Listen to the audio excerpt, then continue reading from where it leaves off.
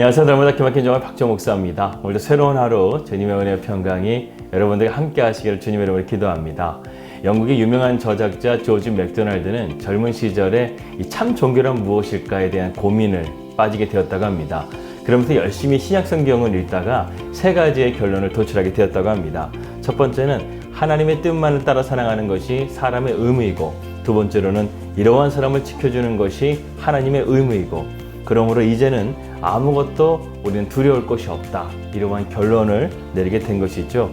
그러므로 오늘 본문의 말씀과 같이 항상 기뻐하라, 쉬지 말고 기도하라, 범사에 감사하라, 이는 그리스도 예수 안에서 너희를 향하신 하나님의 뜻이니라, 이렇게 바울은 우리에게 권면하고 있는 것입니다. 오늘도 우리가 이러한 삶을 살아가는 가운데서 날마다 기막힌 하루하루의 삶이 될 줄을 믿습니다. 11월의 마지막 날입니다. 2021년 11월 30일 날마다 기막힌 정오 시작합니다.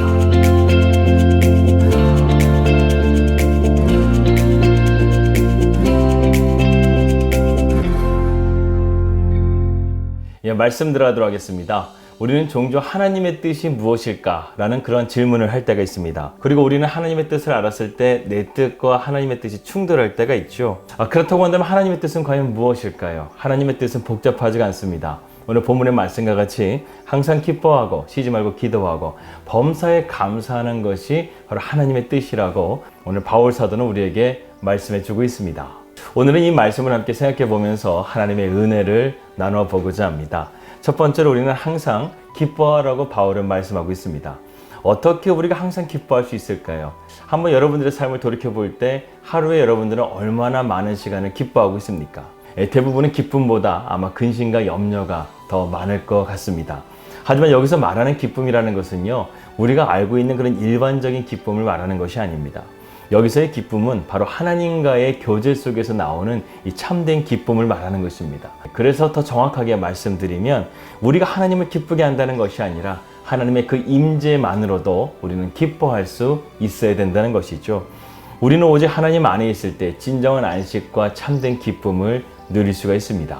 그래서 느헤미야 8장 10절의 말씀 가운데 이렇게 고백합니다. 여호와를 기뻐하는 것이 너희의 힘이니라. 우리의 힘이라는 거예요. 여러분, 강한 믿음은요, 하나님을 기뻐하시는 가운데서부터 시작이 됩니다. 그러한 기쁨이 언제나 저와 여러분들의 삶 가운데 함께 하시기를 바라겠습니다. 첫 번째가 주님의 임재 가운데 우리가 기뻐할 수 있다고 한다면, 두 번째 우리에게 기쁨을 주는 것은 무엇입니까? 이타적인 기쁨이라는 거예요. 전도서 3장의 말씀 보게 되면 사람이 사는 동안에 기뻐하며 선을 행하는 것보다 나은 것이 없는 줄을 내가 알았고, 사람마다 먹고 마시는 것과 수고함으로 낙을 누리는 것이 하나님의 선물인 줄을 또한 알았도다. 우리가 도덕적으로 선행을 한다든가 자선을 행한다든가 이러한 것들이요, 바로 우리의 삶 가운데 또한 기쁨이 되는 요소가 될 수 있다는 것입니다. 그리고 우리에게 또 한 가지 기쁨이 있습니다. 그것은 바로 우리 개인적인 기쁨을 말하는 것이죠. 한마디로 말해서 기쁨도 등급이 있는데 하나님의 임재 안에서 누리는 기쁨, 그리고 이타적인 기쁨, 그리고 맨 마지막이 바로 우리 개인적인 기쁨이라는 것입니다. 하나님은 우리가 하나님 안에서도 기뻐하는 것을 원하시는데 우리는 개인적인 기쁨에 더욱더 무게중심을 두고 그것에 대해서 살아보려고 애쓴다는 것이죠. 하지만 그러한 기쁨은 안개와 같은 거예요. 하지만 하나님께서 우리에게 주시는 기쁨은요, 영원한 기쁨이기 때문에 우리가 항상 주님의 임재 안에서 기뻐할 수 있다는 것입니다. 두 번째로 바울이 말하고 있는 하나님의 뜻은요, 쉬지 말고 기도하라는 것입니다. 여러분, 기도에 대해서는 성경에 정말 많이 나오는 말씀이기도 합니다. 예수님도 자신의 공생애 속에서 기도하시는 예수님, 그리고 기도를 가르쳐 주시는 예수님의 모습을 우리에게 비춰주고 있습니다. 원래 기도라는 것은요, 자기를 쳐서 복종시키는 태도를 의미합니다. 자기 생각을 의지하지 말고 오직 하나님만을 의지하면서 하는 것이 바로 기도라는 것이죠. 기도는 우리 안에 또 다른 잠재된 능력을 말씀하고 있습니다. 우리는 기도를 통해서 하나님의 능력을 공급받아서 우리의 한계를 뛰어넘는 위대한 일을 할 수 있게 된다는 것입니다. 그렇기 때문에 우리는 기도를 통해서 우리 자신을 하나님께 복종시키며 하나님의 능력을 받을 수 있는 준비가 되어야 한다는 것이죠. 사실 복음 전도나 선교라는 것은요, 기도 없이는 불가능합니다. 저희가 이곳 뉴질랜드에 와서 2년 동안 훈련받은 것이 있다고 한다면 바로 기도의 훈련이라는 거예요. 바로 우리의 생각과 뜻을 하나님의 뜻 앞에 굴복시키는 훈련. 하나님께서는 지금까지 우리로 하여금 이 기도의 훈련을 시키시고 계십니다.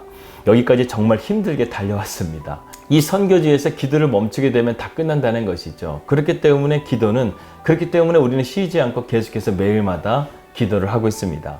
그런데요, 기도를 통해서 감사한 것이 하나 있습니다. 기도를 하면 할수록 기도가 이루어지는 것이구나.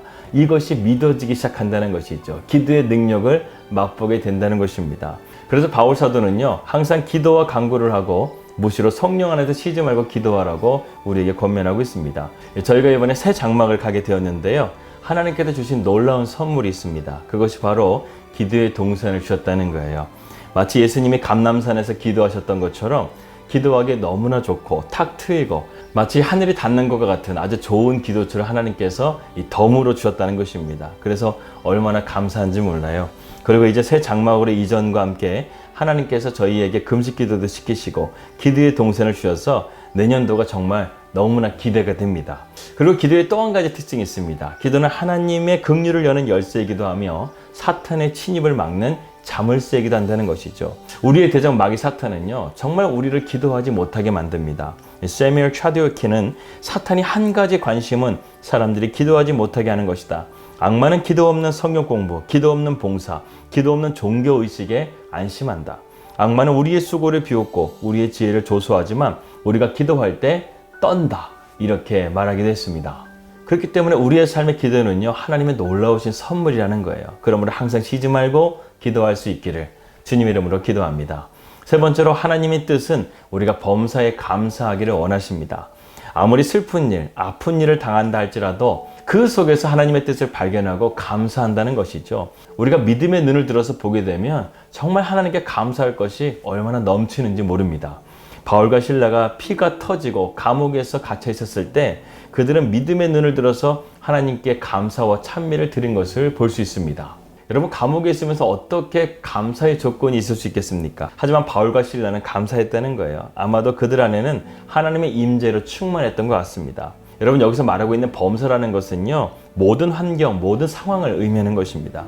그래서 우리가 성공할 때뿐만 아니라 실패할 때도 감사할 수 있어야 되고, 기쁠 때뿐만 아니라 슬플 때도 감사할 수 있어야 되고, 형통할 뿐만 아니라 고난이 내게 다가온다 할지라도 감사할 수 있는 그러한 믿음의 자세로 나가는 것이 하나님의 뜻이라는 것입니다.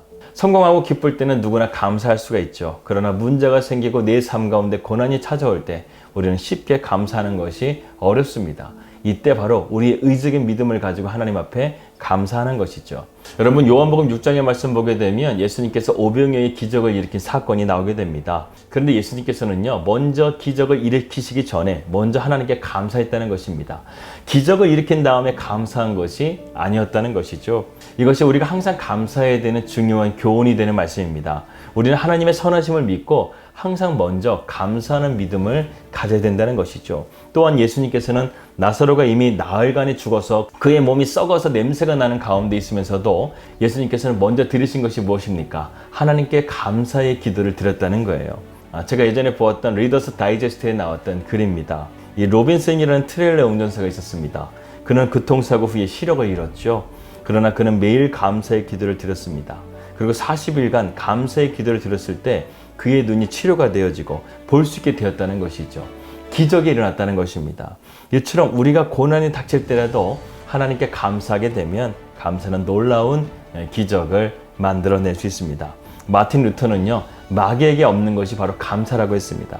감사는요, 하나님의 자녀들의 특권이라는 거예요. 지금 나에게 감사가 없다고 한다면 빨리 지금 우리가 감사의 자리에 나가시길 바라겠습니다. 원망과 불평은요, 마귀의 특기라는 거예요. 우리가 그러한 미혹에 빠지지 않고 감사함을 통해서 하나님의 자녀로서 살아갈 수 있기를 바랍니다. 그래서 바울은요, 항상 깨어 범사에 감사라고 우리에게 권면하고 있는 거예요.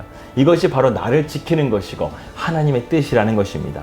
우리의 삶의 주인이 주님이 되어지실 때, 주님의 인도하심으로 우리가 복종하며 나아갈 때 우리의 삶에 기쁨이 넘치게 되고 쉬지 않고 주님께 기도하게 되고, 그리고 우리의 삶 가운데 항상 주님께 감사하는 삶이 될 줄을 믿습니다. 여러분, 이것이 우리의 힘이라는 거예요. 이것이 바로 하나님의 뜻이라는 것입니다.